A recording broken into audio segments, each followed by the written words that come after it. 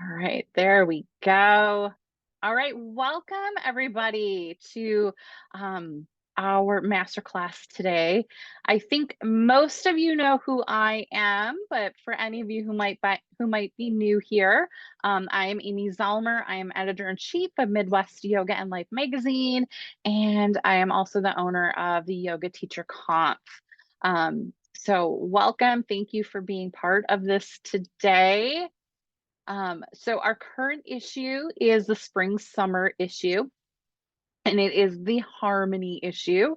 And this is currently out. You can pick it up for free at our partner locations, or you can purchase a print subscription if you would like it delivered directly to your mailbox. I know some people love that.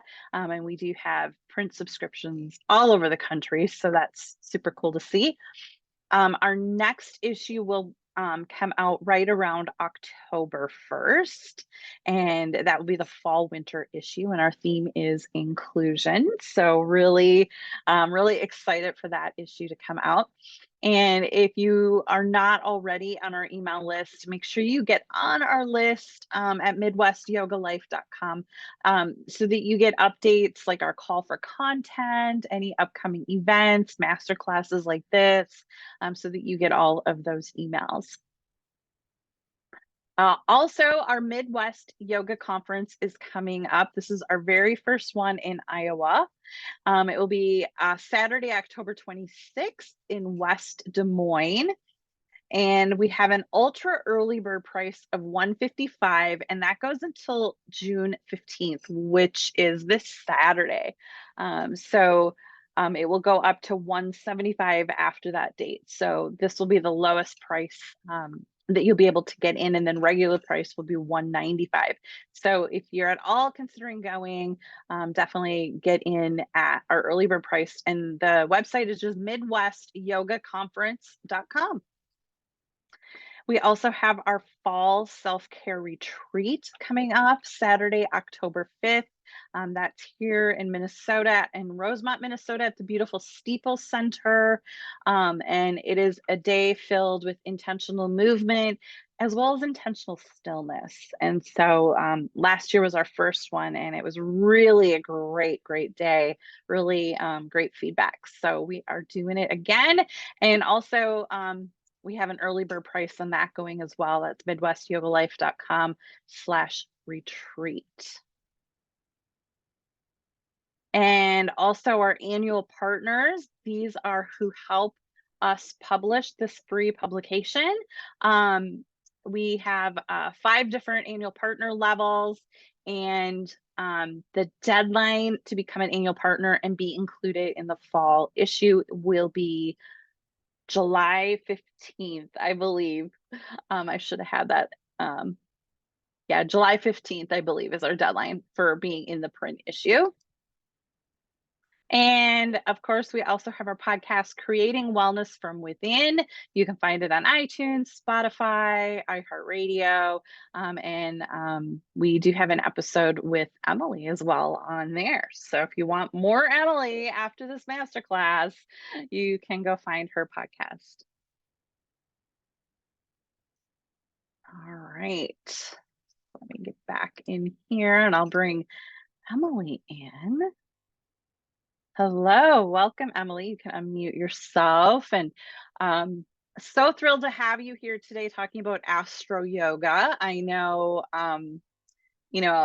I think it's something a lot of people have heard about, but they don't fully understand it. And so I think it's really exciting that today you're going to give everybody a really great overview of what AstroYoga is.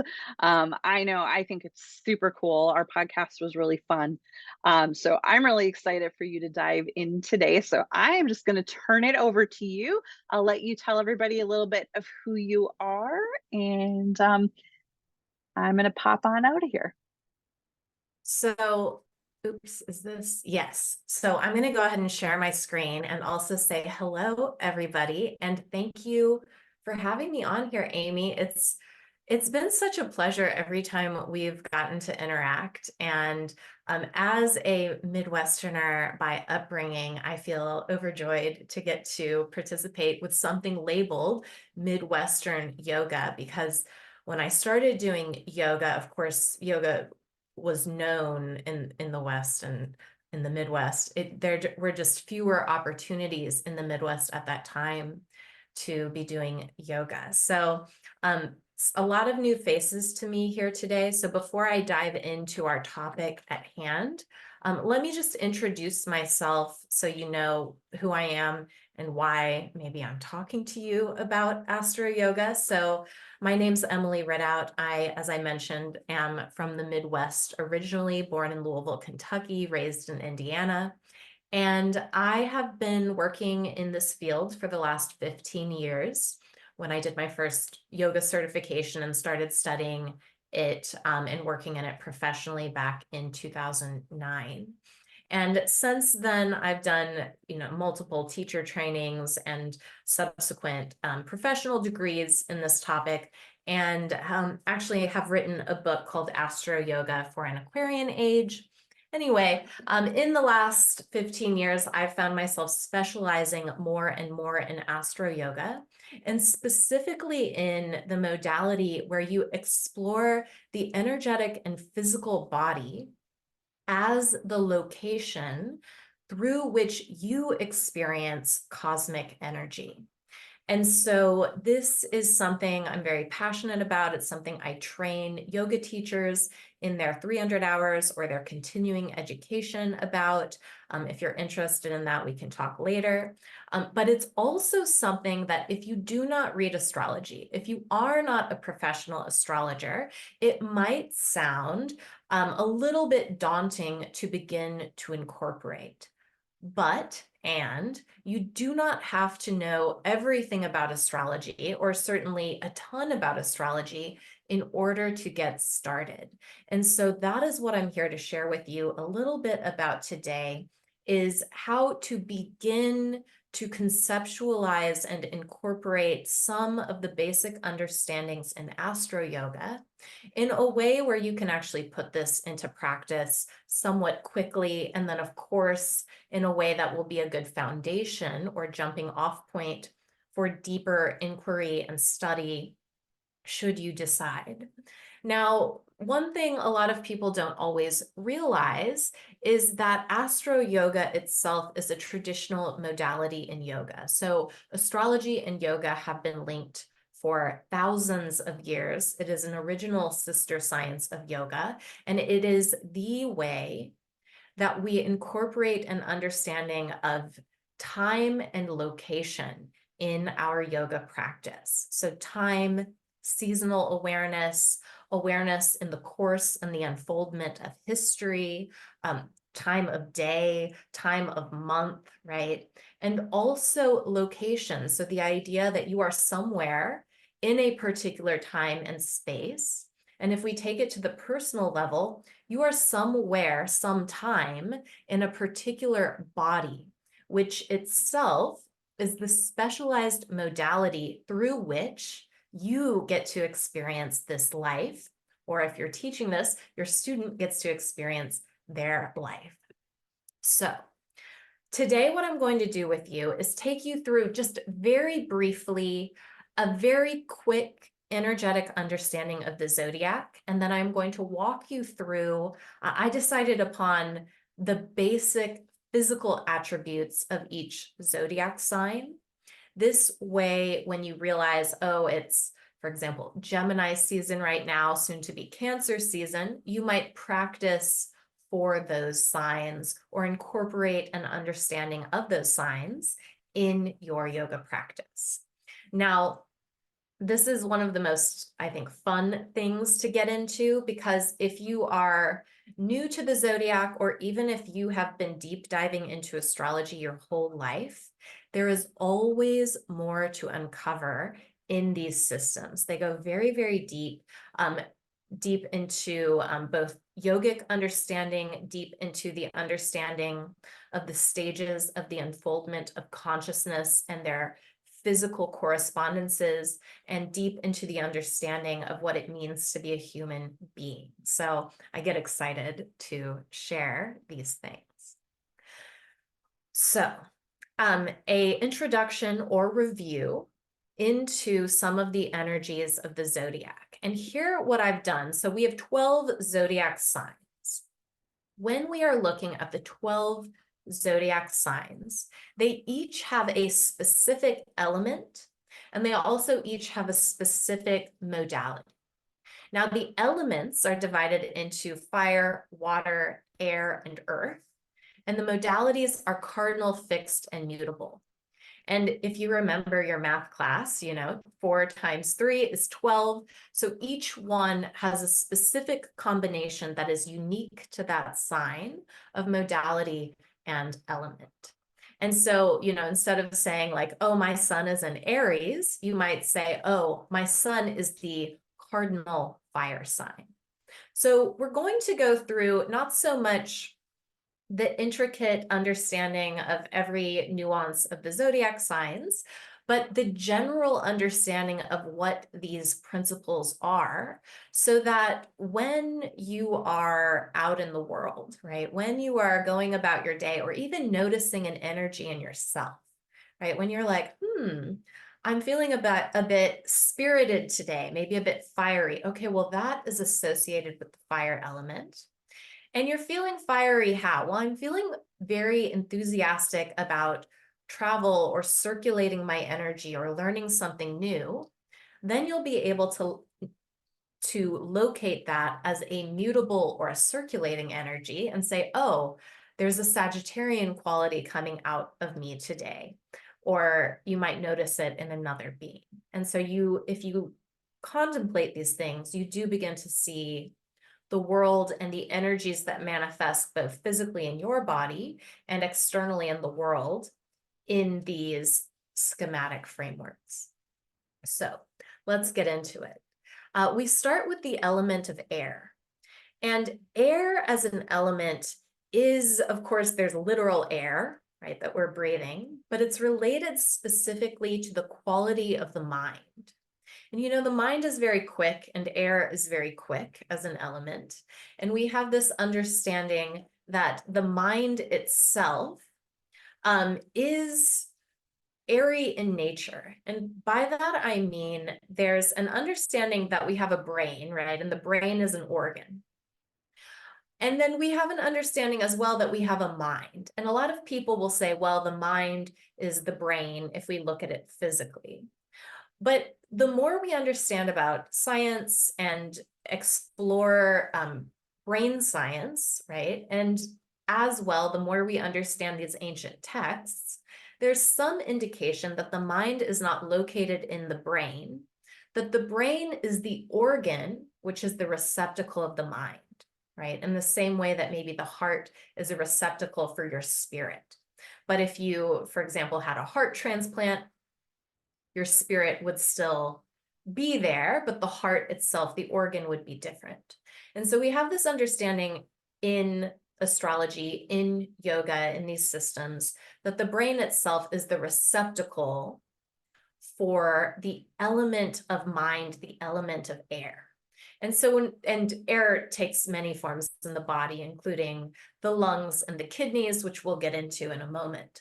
But I'm just introducing this to understand that maybe the mind is more expansive than we give it credit for. And so when we're looking at the element of air, which can expand into any container, which can move without being seen, we have an understanding that these signs associated with these elements incorporate an understanding of mentality and the things that go along with mind itself.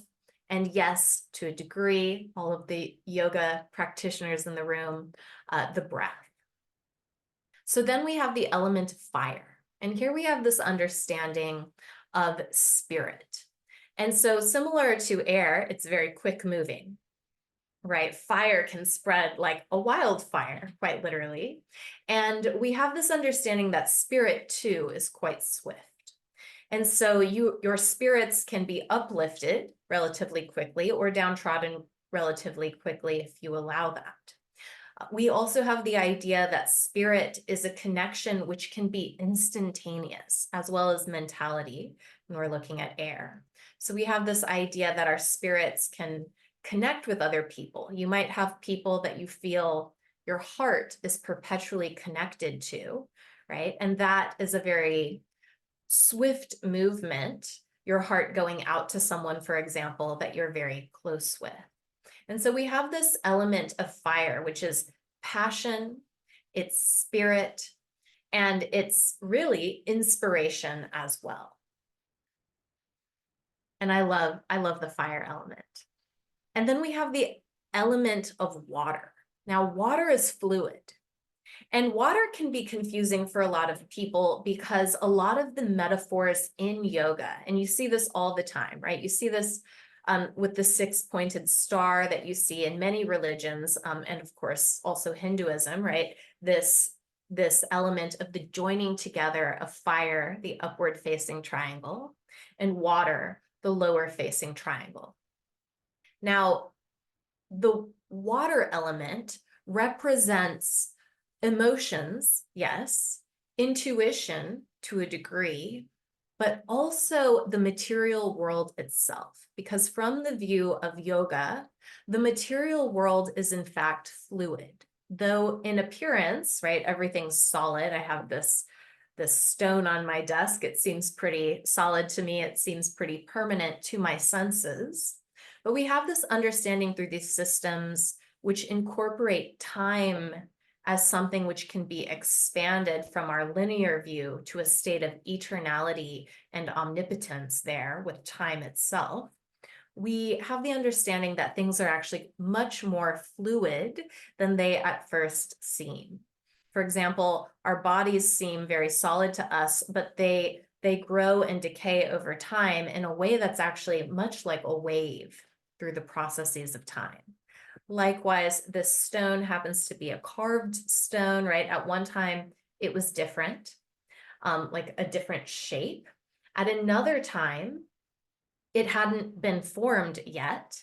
And still at another time far in the future, it will change again. And so we have this understanding that the material world itself is the fluidic nature, as well as the emotions, the intuition, and the fluids of the body. And then we have the element of earth.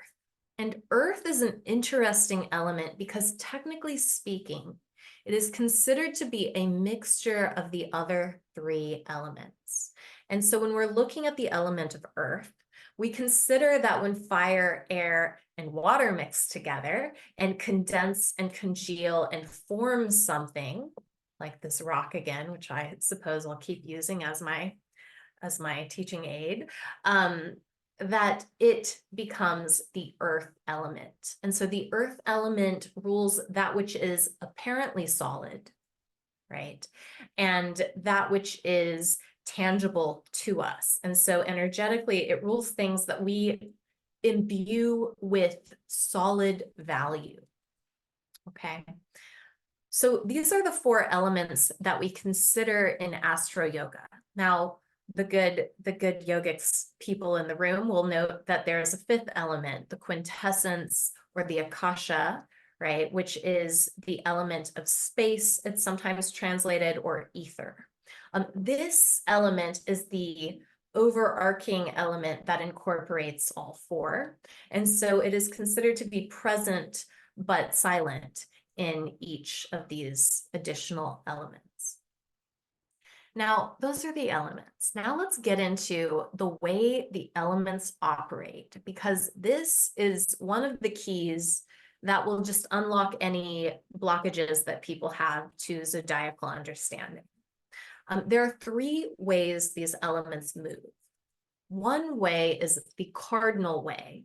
You can think about this like initiatory energy, directional. So from a point somewhere, going in one direction, forward or inward or outward, right? Up, down, whichever direction you choose, going in a particular direction from a starting point.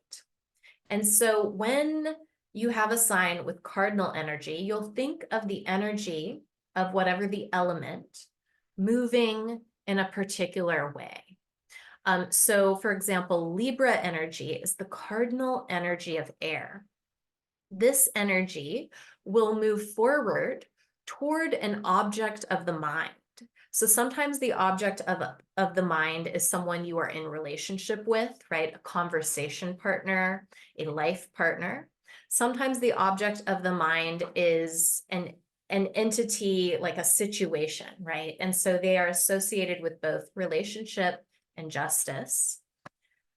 Now, if fire is moving forward, the opposite of Libra, we have this energy of moving forward in a way where you are directing your spirit. And so it rules passion. This is Aries, passion, driving forward, and initiating sort of passion projects or projects that show the spark of spirit.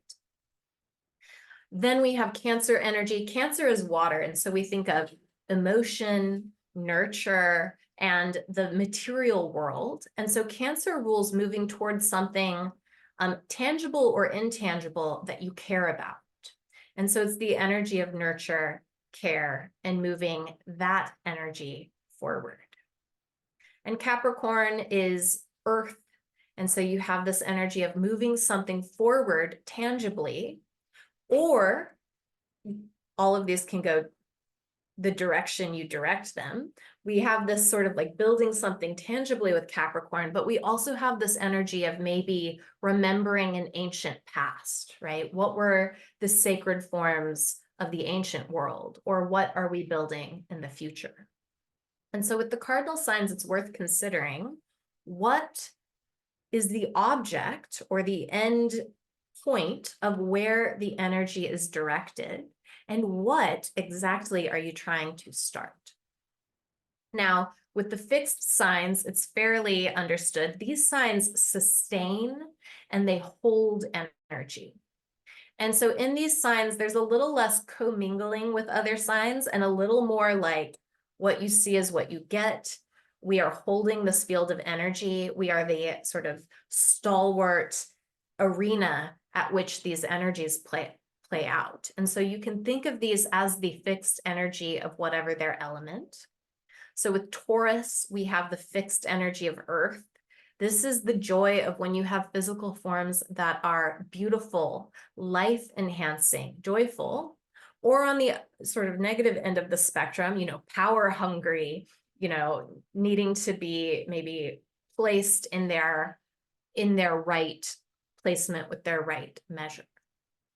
Then we have Leo, which is the energy of fire in its fixed element. This is the energy which is the holding of the fire in the body. So the holding of the spirit. And spoiler alert for the next slide, this is associated with the energy of the heart, where we hold a large part of our spirit.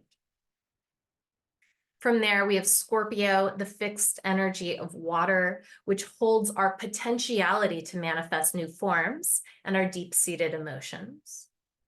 Aquarius, the capacity to hold the air quality. So the capacity to really fix your mind in a way that doesn't have to be influenced from or by the sort of mistaken thinking that is slowly becoming outdated in any field of topic, right? So we're always making new advancements. Aquarius energy is often on the forefront of that. And as Aquarius energy takes on an understanding that is hopefully right for humanity at its high level, it doesn't have to be influenced by sort of the group thinking or habitual thinking of the past. And finally, we have mutable energy. And mutable energy is really interesting because it circulates. And to circulate something is to both be able to dissolve it and to be able to be very nimble within it. And so we see that these signs have this gift of dissolving things, but also sometimes confusing and befuddling onlookers to these experiences because of the way that it circulates. And so it can shift very quickly, which is its gift that it brings in. And so we have Gemini, the shifting energy of the mind. This is the nimble capacity to change your mind, either to spiral up toward higher and higher thoughts, or to spiral down, right? Down the rabbit hole into lower and lower thinking.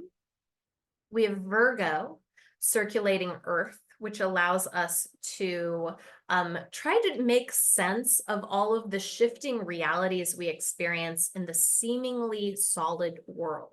So the rules that society puts in place around us, everything from speed limits to just the laws of the land to the rules of your own household that you internalized as a child, right? We have Virgo doing that.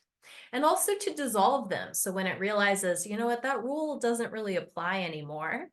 You know, I'm riding my bicycle, I don't need a speed limit or whatever the Virgo thinking is. That too can shift into a new set of ways of operation in the material world. And then we have Sagittarius. This is the circulating energy of fire. And so it's associated with travel and higher philosophy, but this is when the spirit gets to circulate in search of what is the ultimate truth. And Pisces, the energy of water, and I believe Amy mentioned to me during that podcast that she's a Pisces sun sign. Pisces is the circulating energy of water, which if you've ever seen the power of water, water can dissolve any form. And so it's the energy of dissolving anything that doesn't stand up on the highest realm. So the spiritual realm, Pisces can dissolve it. Now, things that do stand up and the extremely subtle, which in yoga we call the ati shukshma, right? The extremely subtle level. These things don't get dissolved because water itself cannot dissolve them. So I hope that helps a little bit just to think holistically about some of these things. And now I'm going to walk you through the basic associations with the body. Now, anybody here who has studied medical astrology, you will note that there are very intricate nuances to each of these. There are somewhat slightly delineated understandings of certain organs, for example. There's a co-rulership of the liver. There's certain stars that affect things like eyesight and signs that are not the signs traditionally ruling the eyes. We're not going to get into all of those nuanced details. That would, obviously, it takes a lot of time to kind of get into every detail of medical astrology, but we will get into the general rulerships now and some things that you can consider when practicing for these signs. So you can read what they're associated with right here, but we will go through one by one, and I want to draw your attention just to a couple nuances that when noted can sometimes shift the way you practice. So I want to go through by element at first and talk about the way these things work. So we're going to start, with the fire element. We start with Aries, which rules the head, the eyesight, and the brain. Now, this makes sense because the eyesight goes in through the brain, it's in the head, the brain is in the head is right here, right? And it also makes sense because Aries is the first sign in the zodiac, and we have these sayings, even in culture, like, oh yeah, I dove in head first, right? It's a very Aries statement there. And so Aries rules over the oversight of everything. And in astrology, because Aries is the first sign and he starts a new cycle, it actually rules over a quality known as innocence. And so, you know, when you're so inspired to do something and you dive in head first, usually you don't do it perfect, right? There are mistakes to be made. There are things you say or do or think that later you look back and you're like, oh man, if only I knew what I know now from experience. But at the time you didn't know. And this is that state of Aries where it's like it's brave enough to charge forward, and it's audacious enough to know what it doesn't know, and it's innocent enough to be fully embodied as it moves forward. This is what happens with the themes of Aries, which is really ruling over the vision you have for your life. So we have eyesight, yes. You can practice for your drishti. You can do things that awaken the energetics of the head, like rabbit pose, but you also can hone your vision when Aries energy is palpable. You can say, this is what I see for myself. This is what I see for the world. This is the mark I want to bring forward. Now, moving on to the next fire sign, which is Leo, ruling over the heart and upper back, and really the spine in general. Now, I already mentioned the heart is the state of the fixed sense of spirit. The heart, obviously, a very important organ, and the spine, one of the key physical associations that we bring up in yoga for the physical benefit, right? So often people who are maybe not practicing just to meditate, they're practicing for a physical impact in their life, do it because of the way it impacts the spine positively. And of course, then they get all the benefits of yoga that are the less physically tangible. But with Leo, we have this fixed energy of fire seated in the heart. And that fiery energy that moves up and down the spine, also associated with Leo.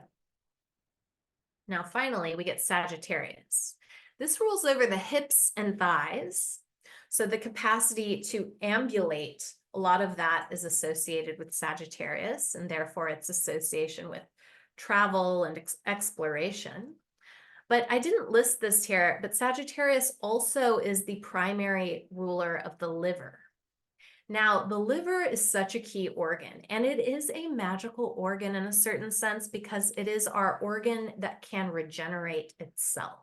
So you can actually grow new liver tissue from your organ or from your liver.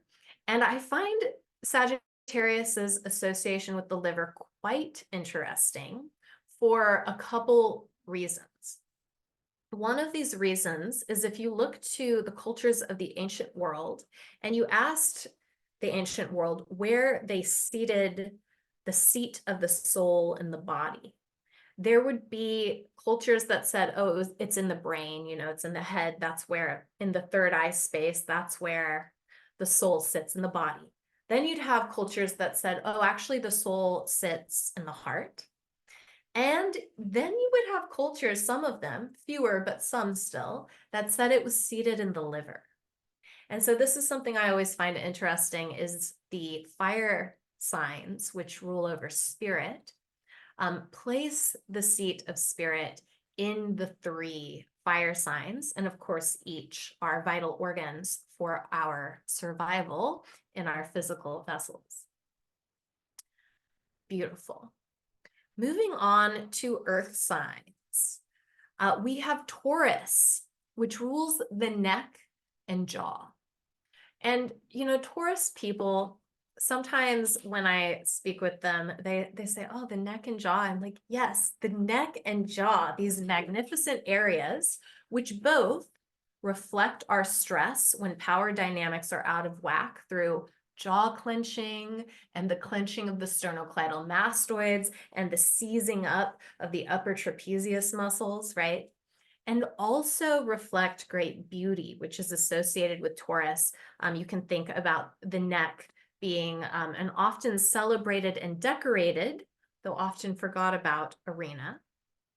But more so than that, when we're thinking yogically about Taurus, we are thinking about the rulership over what exists within the neck and in the upper sort of part of the neck, which is the lower brain. And here we get the medulla, where we have this ganglion of nerves, which the science has yet to fully unravel every aspect of it. We have an understanding that it does rule over the subconscious processes of the body. And so this is the area that actually tells your body what form to take. And I don't mean like you'll wake up tomorrow and your body will be totally transformed or something from your medulla, but I do mean it helps regulate your breathing. It tells your body the ways in which to process the energies you take in, right? It regulates a lot of the subconscious processes, which in turn help us to build the body in particular ways. So an example of this is a yoga practitioner. When they're sleeping, the medulla is active and it takes on certain muscle memories from the practices they have been doing. Likewise, a young pianist, right? Their body is specializing their hands to move in particular ways, or a young basketball player is specializing their body to take on certain subconscious memories that activate and move forward. So that's Taurus. Then we have Virgo, which rules over the intestine and low belly.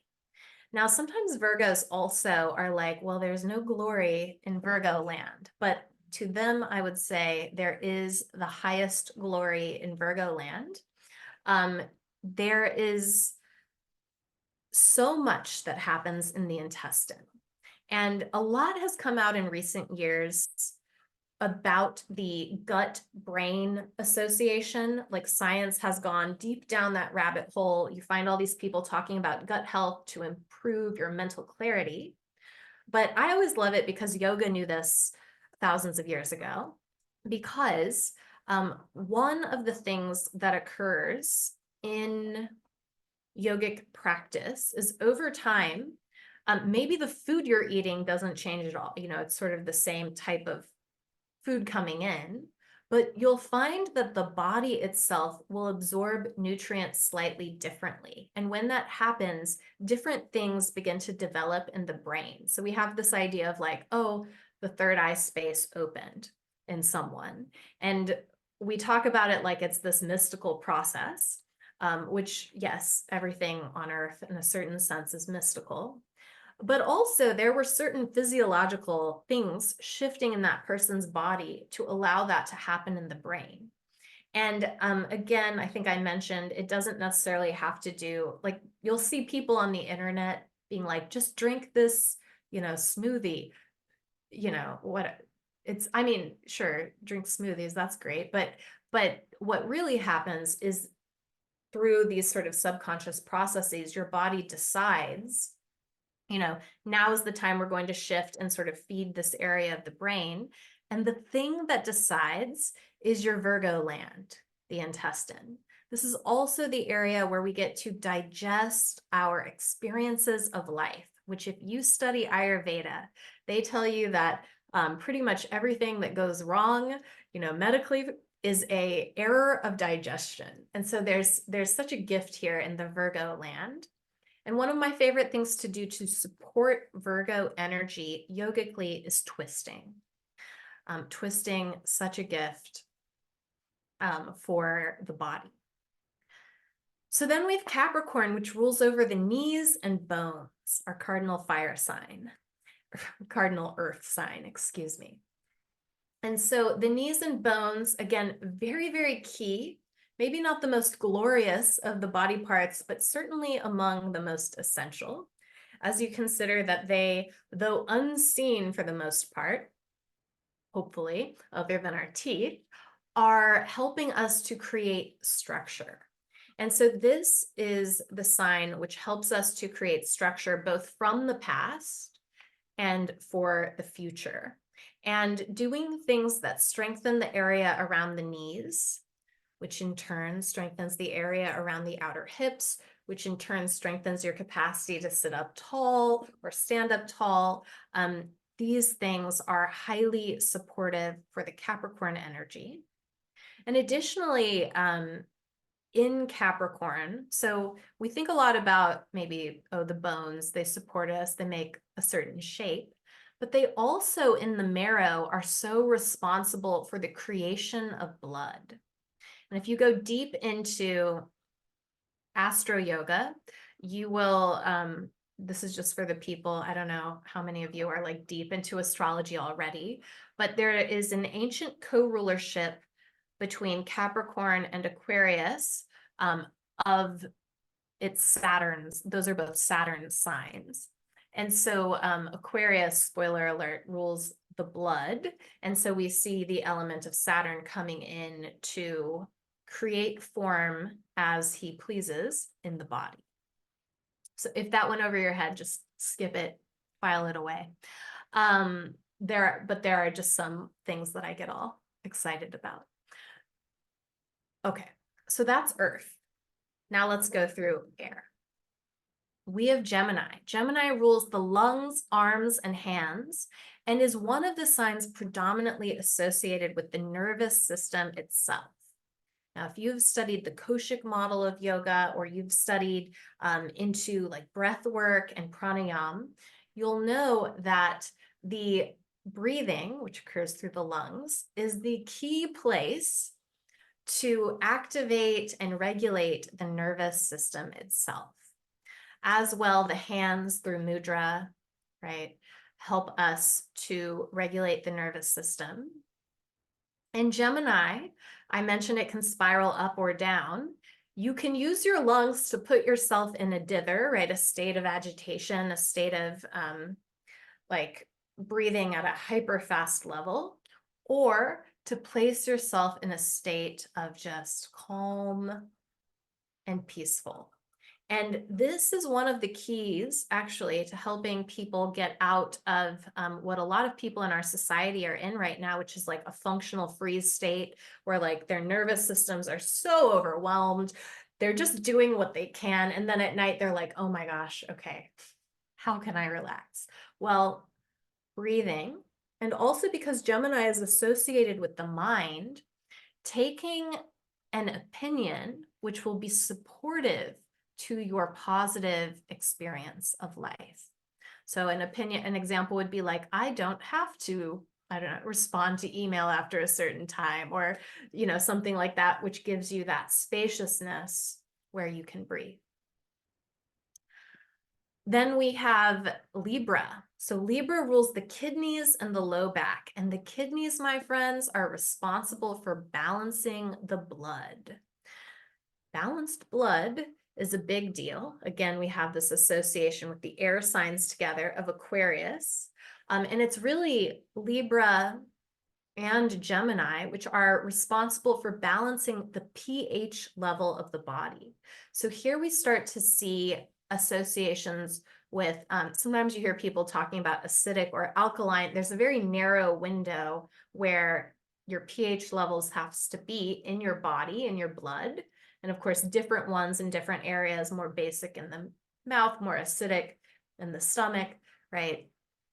But we have this idea of the balancing of the pH level, the balancing of what is present in the blood, and the filtering out. And so there's a wise quality here with both Gemini and Libra, which must be employed. Now, Libra does it automatically. It brings down sort of the hammer of justice because your blood does have to be just right. Gemini does it freely, so you can mentally direct that. And with Libra energy, we have this energy of being able to regulate. Okay, now this includes regulation of the adrenal glands. Now you might have noticed, maybe, Libra is opposite of Aries in the zodiac. Aries rules charging forward. Libra rules the balance. So when your adrenals get a little bit fatigued or drained, or your kidneys are exhausted, Libra energy will come in through the body and say, you need to rest. Now, if you don't rest, it'll start sending your body signals, right? By the way, you really need to rest, right? I imagine my kidneys and adrenals saying, but it does help you to both replenish those energies, and if need be, so if a tiger is chasing you, to send out the hormones you need for the energy, the adrenaline, and also to help you rest and process. And then finally, I've mentioned Aquarius a few times, but we have Aquarius ruling the ankles and blood. Of course, the ankles being key places where blood, needs to circulate, and ankles being key places for how you choose to stand and what you choose to stand with or for. And then the blood being so key, being tied very closely to Libra, which filters the blood and turns some of it into urine and some of it, releases back into blood. And then also this energy of circulating the fluid to be held in the form that your mind has taken in this life, which in a certain sense on the physical plane is your body. It's, a home, a receptacle for the mind itself. And then lastly, we will go through the water signs. So Cancer rules the chest, literally the breasts of the mother is the symbol for Cancer, largely, this idea of nurturing, and the rib cage, right? This idea of protection of the vital organs, and the stomach, this idea of receiving nourishment. All areas where we receive fluid or give fluid or contain fluid, and also areas where we are either quite vulnerable or where we are potentially nurturing someone vulnerable. And you don't have to be a nursing mother to experience this. Obviously, men experience this, people who are not nursing experience this. But this idea of giving from the chest, giving from that heart space, being free with what you love and who you're nurturing, that all goes in with Cancer. And then Scorpio rules the sexual organs. And sometimes people get hung up on this because as a society, we have this thing about sex. And then also yoga has been largely sexualized by a misunderstanding of what the tantric texts actually are and the tantric practices, which is really just an embodied form of yoga. And the stuff with the Kama Sutra is like a very obscure text, really not meant for the things people take it as, but nonetheless, sometimes people hear this one and they need a bit more understanding of it. Scorpio is very special. The sexual organs, now, of course, in yoga class, you're not going to bring up people's sexual organs, but you are going to understand what those organs represent. So one, they represent a place in you that is untouchable by anyone except by your allowance. So it's not like your hand where someone could shake it at a business meeting, right? These are places that are private, untouchable, and unseeable for others, just like Scorpio energy. And these are also places that hold the seed potential for creation. And so when we're looking at Scorpio energy, yogically, yes, of course, you could procreate and have a baby. Maybe some of you have children. That's wonderful. You used your Scorpio energy for that. But we also use Scorpio energy predominantly in yoga as the rising of the Kundalini and the containment of the potential for what you are choosing to manifest in life. So you can think about, yes, maybe you have a literal baby, but also you can have thought babies and work babies and the rising of your own consciousness toward your heart and your third eye space babies, your experience of Kundalini, right?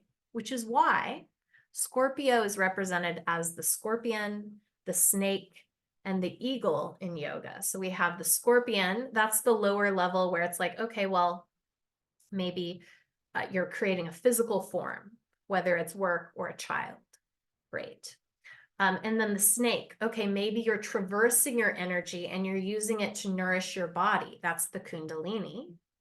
And then the eagle, where it's freed from all sort of lower urges toward specific manifestations in the physical world, and it rises to your third eye space, and you have this opening of a field of consciousness or a state of